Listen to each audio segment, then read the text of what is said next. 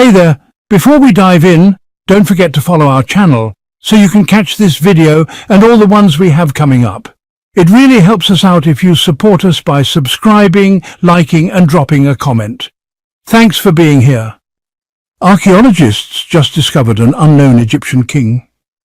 Imagine you're digging in the famous Saqqara necropolis in Egypt, once a prestigious burial site for pharaohs, when suddenly you come across a giant pink stone door hiding something no one even knew existed. Behind this massive stone slab, which, by the way, was never meant to be opened, lies a forgotten tomb belonging to a member of Egypt's royal family. History lovers, buckle up.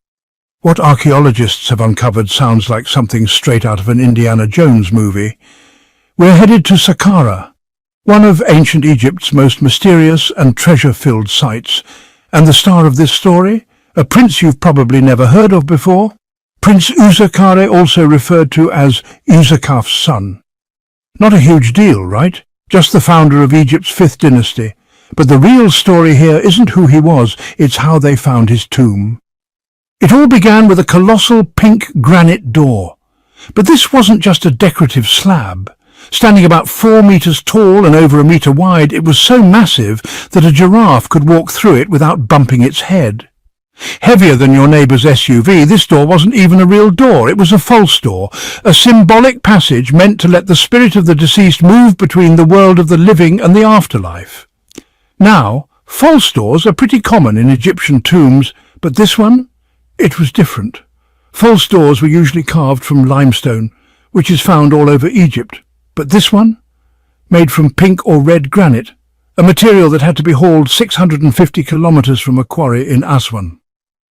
That wasn't cheap or easy.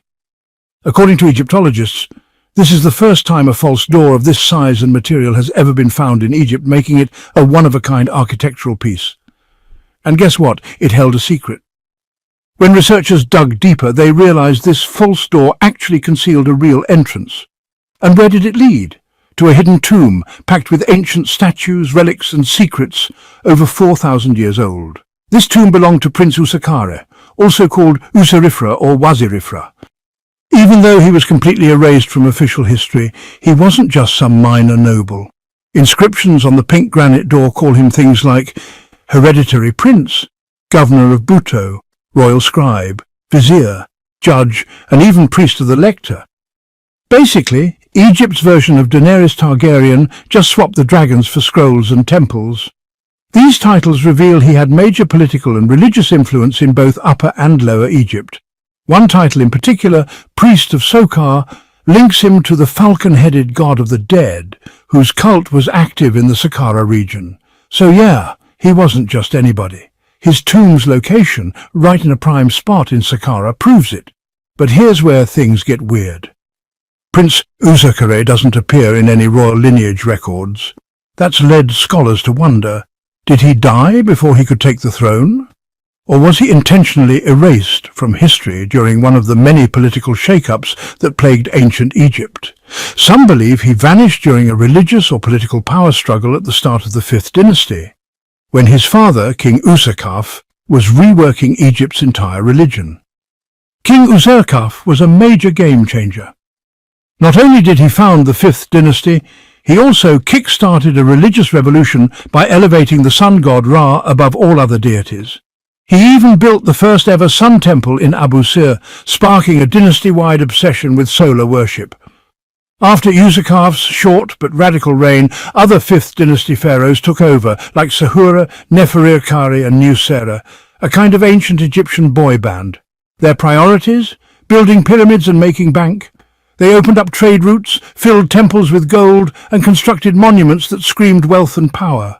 Back inside the prince's tomb, things get even stranger. Archaeologists found a massive granite offering table, covered in carvings of ritual foods, an eternal menu for the afterlife.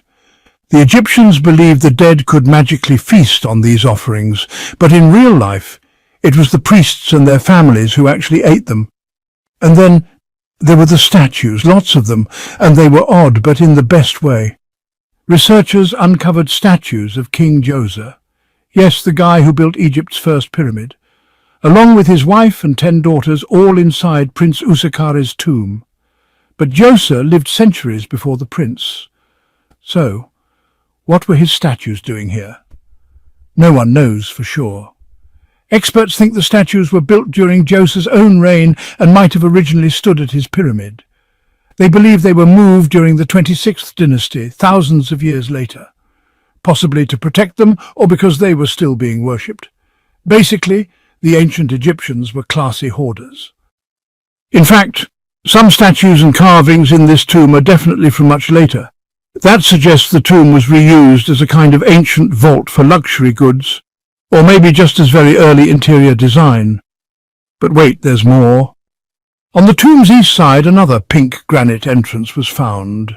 It had inscriptions tied to King Userkare, another 5th dynasty pharaoh who tried, and well failed, to build a pyramid. Nearby, archaeologists made a once-in-a-lifetime find: 13 pink granite statues, all seated in a perfect row, like they were in a waiting room for the afterlife. Some had heads raised, possibly symbolizing royal wives, while others had no heads at all. One statue, carved from black granite, was found lying upside down, maybe knocked over sometime in those long, silent centuries. Experts think the arrangement and head shapes followed a strict social order. Headless statues might mean they were left unfinished or perhaps intentionally vandalized. And, speaking of black granite statues, another one was found inside the tomb. Based on its inscriptions, it was placed there during the 26th dynasty, around the same time Djoser's statues were likely moved in. This tells us the tomb wasn't abandoned.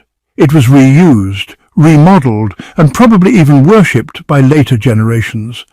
Black granite was associated with Osiris, the god of the underworld during Egypt's late period, so this statue may indicate the tomb became a sacred site long after the prince was gone. Giant stone doors, forgotten royalty, recycled statues. This is more than just another burial site. It's one of the most fascinating discoveries ever made at Saqqara. Prince Userkare may not be a household name, at least not yet, but his tomb is helping rewrite the story of ancient Egypt. It proves that the Egyptians didn't just look ahead. They stayed deeply connected to their past, even thousands of years later.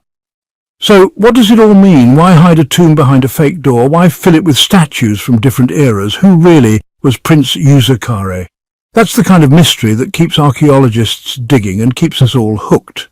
Because in the end, this isn't just about one tomb, it's about everything that still lies hidden beneath Egypt's sands. With every new find, we're reminded that ancient history isn't gone. It's just sleeping behind massive pink granite doors. Finally, I just want to thank you all for listening. And, if you enjoyed this journey, don't forget to follow the channel and check out our future videos. Subscribe, like,